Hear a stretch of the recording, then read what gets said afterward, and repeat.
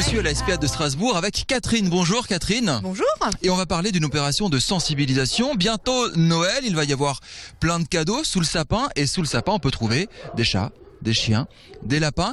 Et surtout, on peut les abandonner quelques jours après. Et malheureusement, c'est ce qui se passe. C'est souvent ce qui arrive. Un animal, normalement, n'est pas un cadeau de Noël, c'est un être vivant.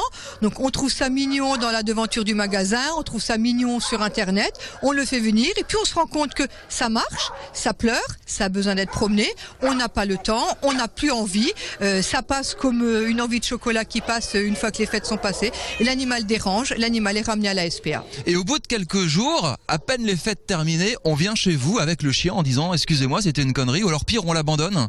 Alors oui, il y a les deux scénarios bien évidemment. C'est on nous appelle 3-4 jours après en disant j'ai repris le travail, j'ai pas le temps, je me suis trompé, c'est une erreur, il m'encombre, j'en veux plus. Ou alors on nous l'attache au portail, ou alors on le lâche dans la rue, tout simplement, bien évidemment, oui. Vous craignez récupérer combien d'animaux comme ça? Alors on ne peut jamais chiffrer, c'est variable d'une année sur l'autre, ça dépend du temps qu'il fait dehors aussi. Quand il fait beau, quand il fait pas trop froid, les gens arrivent encore à promener le chien, ils le gardent un peu plus longtemps. Quand il fait très froid, très moche et qu'il y a de la neige et qu'on n'a pas envie de sortir, on va s'en débarrasser beaucoup plus vite. On vous sent un peu énervé. Oui, parce que c'est un animal, c'est pas quelque chose qu'on achète sur un coup de tête, c'est un être vivant, c'est un être sensible.